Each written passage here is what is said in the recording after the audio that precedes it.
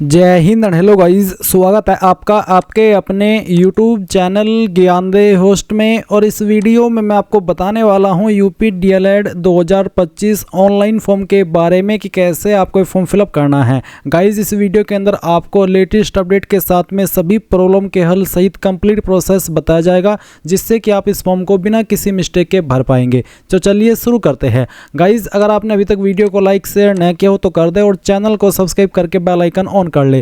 फिर जो लिंक मैंने आपको इस वीडियो के डिस्क्रिप्शन में दिया है आप ओपन करेंगे, आपको जानने को मिलेगा कि इस फॉर्म की एलिजिबिलिटी क्या है। तो आप यहां पर पहले तो ये जान ले कि इसमें जनरल ओबीसी के लिए 700 रुपये फीस है, SC ST के लिए 500 और PH के लिए 200। फॉर्म आप लोग यहां पर 24 नवंबर 2025 से लेकर के 15 दिसंबर 2025 तक भर पाएंगे। एंड जो आपकी फ़ी पे करने की लास्ट डेट है वो आपकी यहाँ पर 16 दिसंबर 2025 है। आपको बोले last date to submit registration fee, और फिर यहाँ पर जो आपका कंप्लीट रजिस्ट्रेशन है और प्रिंट एप्लीकेशन फॉर्म है वो लेने की लास्ट डेट भी आपकी 16 दिसंबर 2025 रखी गई है।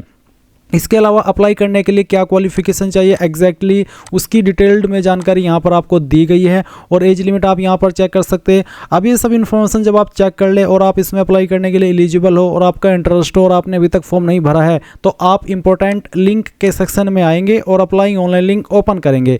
इसके बाद आपके सामने ये ऑफिशियल वेबसाइट आ जाएगी। यहाँ पर आ जाने के बाद में सबसे पहले आप देखेंगे कैंडिडेट रजिस्ट्रेशन पार्ट 1। आप इसके सामने क्लिक के ऊपर क्लिक कर देंगे।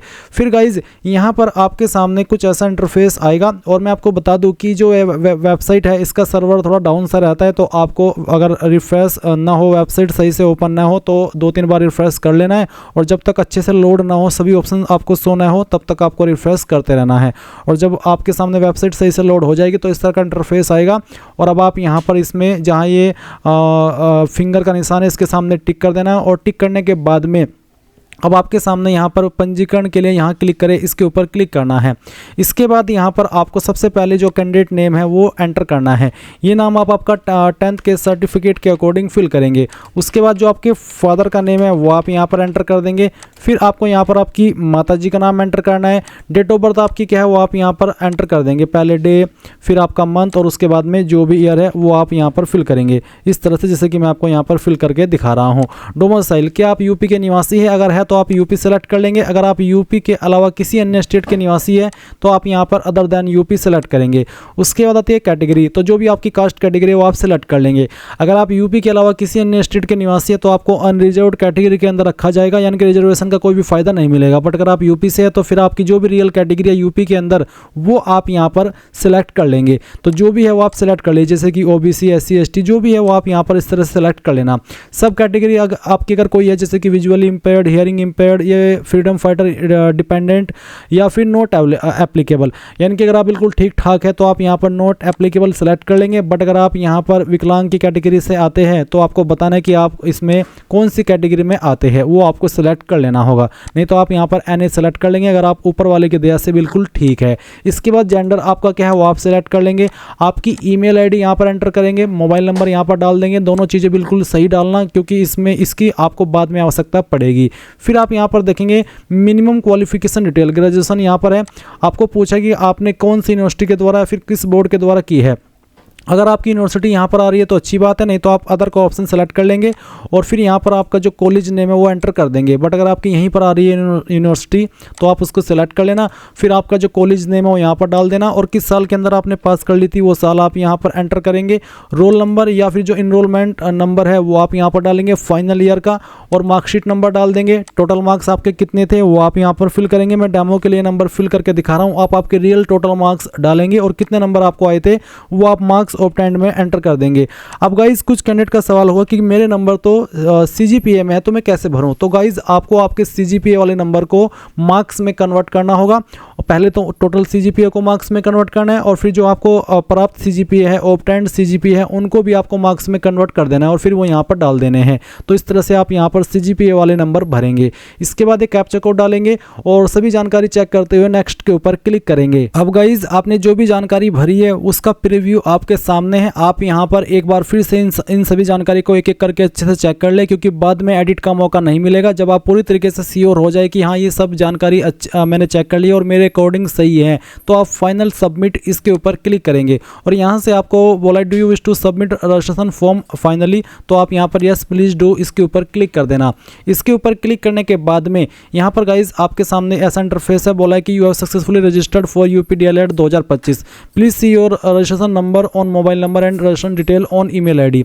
तो आप क्या करेंगे, क्लिक टू प्रोसीड इसके ऊपर क्लिक कर देंगे और आपको जो आपकी रजिस्ट्रेशन की इन्फॉर्मेशन है वो ईमेल और मैसेज के माध्यम से सेंड कर दी गई है। अब आपके सामने यहाँ पर ये वाला इंटरफेस आएगा। तो अब आप क्या करेंगे, जो रजिस्ट्रेशन नंबर आपको भी मिला है ईमेल और मैसेज के माध्यम से, वो यहाँ पर आप फिल करेंगे और जो डेट ऑफ बर्थ अभी आपने फॉर्म के अंदर भरी है और डेट ऑफ बर्थ आप यहाँ पर सेलेक्ट कर लेंगे, ये कैप्चा कोड फिल करेंगे और लॉगिन के ऊपर क्लिक कर देंगे। अब गाइज आपको आपके नंबर के ऊपर एक ओटीपी सेंड किया गया होगा, जो नंबर अभी आपने रजिस्टर किया है उसके ऊपर, और आप यहाँ पर ओटीपी ईमेल के ऊपर भी देखेंगे, बट कोई एक ओटीपी आपको यहाँ पर एंटर कर देना है। तो जो भी ओटीपी आपको मिला है वो आप यहाँ पर एंटर कर दीजिए और उसके बाद में आप यहाँ पर नीचे जो कैप्चा कोड आएगा वो कैप्चा कोड फिल करेंगे और ये कैप्चा कोड फिल करने के बाद में वेरीफाई ओटीपी इसके ऊपर क्लिक कर देंगे। इसके ऊपर क्लिक करने के बाद में जो आपका ओटीपी है वो वेरीफाई हो जाएगा और आप यहाँ पर लॉगिन हो जाएंगे। अब आपके सामने यहाँ पर इस तरह का इंटरफेस आएगा, जहाँ पर आपकी इन्फॉर्मेशन जो अभी आपने भरी है वो भी देखने को मिलेगी। और अब आप क्या करेंगे, स्टेप 2 के नीचे जो पे फी का ऑप्शन है इसके ऊपर क्लिक करेंगे। इसके ऊपर क्लिक करने के बाद में आपको यहाँ पर इसमें एक्शन के नीचे सेलेक्ट के ऊपर क्लिक करना है। सेलेक्ट के ऊपर क्लिक करने के बाद में इस तरह का इंटरफेस आएगा। आपको यहाँ पर select mode of payment for registration ये सिलेक्ट करना है, तो ईजी पे या फिर एसबीआई, एमओपीएस, एसबीआई, तो किस माध्यम से करना चाहते हैं वो आप यहाँ पर सेलेक्ट कर ले, ये आपकी चॉइस है, आप किस पर भी कर सकते हैं। आपको यहाँ पर प्रोसीड फॉर पेमेंट पर जाने से पहले ये बोला कि payment already done, amount deducted from your account but response is not okay, kindly wait for 1 day for MIS from bank to department. यानी कि अगर आपका फी पेमेंट आपने कर दिया और अकाउंट से बैलेंस कट भी गया, बट यहाँ पर पेमेंट में जो रेस्पॉन्स है वो ओके दिखाई नहीं दे रहा है, यानी कि अपडेट नहीं हुआ वेबसाइट के ऊपर, तो आपको कम से कम 24 घंटे तक वेट करना है। इतने समय के अंदर या तो आपको आपकी फीस रिफंड होगी या फिर आपकी फीस अपडेट कर दी जाएगी। अब आप प्रोसीड फॉर पेमेंट इसके ऊपर क्लिक कर दीजिए। इसके ऊपर क्लिक करने के बाद आपके सामने कुछ ऐसा इंटरफेस आ जाएगा। अब आपको यहाँ पर डिसाइड करना है कि आप किस माध्यम से फीस जमा करना चाहते हैं, SBI net banking, SBI debit card, UPI, other bank net banking, other bank debit card, NEFT, credit card या फिर SBI। तो जिस भी माध्यम से आपको करनी है वही माध्यम आप सेलेक्ट कर लीजिए। अगर आप UPI सेलेक्ट करते तो आप बताइए कि UPI ID या फिर QR कोड, जो भी माध्यम आप सेलेक्ट करना चाहिए वो सेलेक्ट करके कंफर्म कर देना। और फिर गाइज यहाँ पर जो आपकी एप्लीकेशन फ़ीस है वो आप यहाँ पर पे कर देना। अब मैं आपको आगे क्या जो प्रोसेस है वो एक अन्य वीडियो से एजुकेशनल पर्पज़ के रूप में दिखाता हूँ। गाइज जैसे ही आपकी ट्रांजैक्शन सक्सेसफुल हो जाएगी तो आपको इस तरह का इंटरफेस देखने को मिलेगा। अब आप यहाँ पर क्या करेंगे, आपको इसमें कैंडिडेट लॉगिन इसके ऊपर क्लिक करना है। कैंडिडेट लॉगिन के ऊपर क्लिक करने के बाद सेम वे में आप रजिस्ट्रेशन नंबर डालेंगे, डेट ऑफ बर्थ यहाँ पर डालेंगे, कैप्चा कोड डालेंगे और फिर आप यहाँ पर लॉगिन के ऊपर क्लिक करेंगे। लॉगिन के ऊपर क्लिक करने के बाद आप देखेंगे स्टेप 2 फी पेड ओके आ चुका है। अगर आपको यहाँ पर नोट पेड या फिर आपने फीस पे करने के बाद भी देख रहे हैं कि फीस अपडेट नहीं हुई है, तो आपको 24 से 48 घंटे का वेट करना है। इस समय के अंदर आपकी फ़ीस यहाँ पर अपडेट होगी या फिर आपको रिफंड की जाएगी। अगर आपने दोबारा से फीस एकदम से जमा कर दी तो आपकी दोनों बार की फीस चली जाएगी, कोई रिफंड नहीं होगी। अब आप यहाँ पर स्टेप 3 फिल रजिस्ट्रेशन पार्ट 2 इसके ऊपर क्लिक करेंगे। इसके ऊपर क्लिक करने के बाद में यहाँ पर गाइज आपको कुछ और इन्फॉर्मेशन देनी है। तो आप देख सकते हैं 10th और इक्विवेलेंट, तो आपको यहाँ पर सबसे पहले 10th की इन्फॉर्मेशन देनी है। 10th आपने किस बोर्ड से की है वो आप सिलेक्ट कर लेंगे। अगर आपका CBSE, SSC या फिर अदर बोर्ड है वो भी आप सिलेक्ट कर सकते हैं। फिर आप कॉलेज नेम डालेंगे, जिस भी स्कूल कॉलेज से आपने की है। उसके बाद किस साल के अंदर आपने 10वीं पास कर ली थी, रोल नंबर आपका क्या था वो रोल नंबर आप डाल देंगे।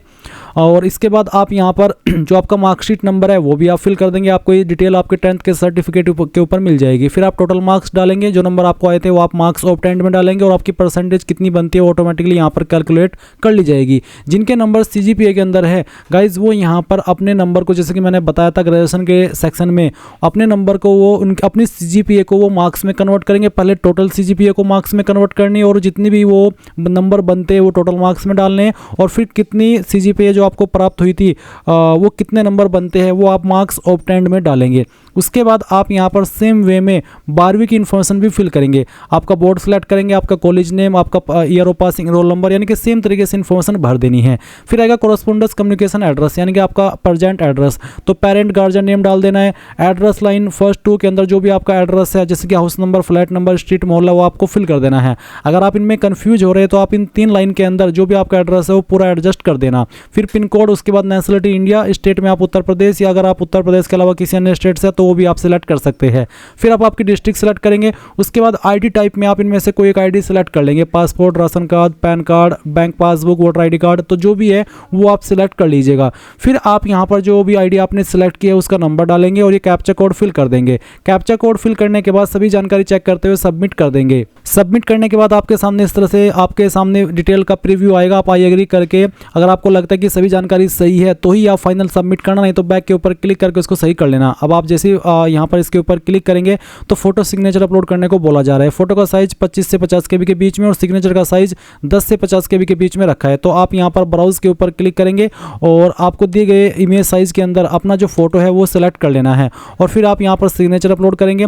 दोनों फाइल यहाँ पर जब आपको शो होने लग जाए तो इसका मतलब है कि उसमें कोई एरर नहीं है और आपका फोटो आ चुका है। और फिर आप सबमिट करेंगे तो इस तरह से आपके सामने ईमेल और प्रिंट फॉर्म का सेक्शन आएगा, स्टेप 5। तो आपको यहाँ पर इसमें आपके फॉर्म का जो फाइनल प्रिंट है वो ले लेना है और फाइनल प्रिंट लेने पर आपका फॉर्म फाइनल सबमिट माना जाएगा और इस तरह से आप लोग UPDLED एडमिशन ऑनलाइन फॉर्म 2025 भर पाएंगे। आई होप ये प्रोसेस आपको पसंद आया होगा। So thanks for watching. जय हिंद।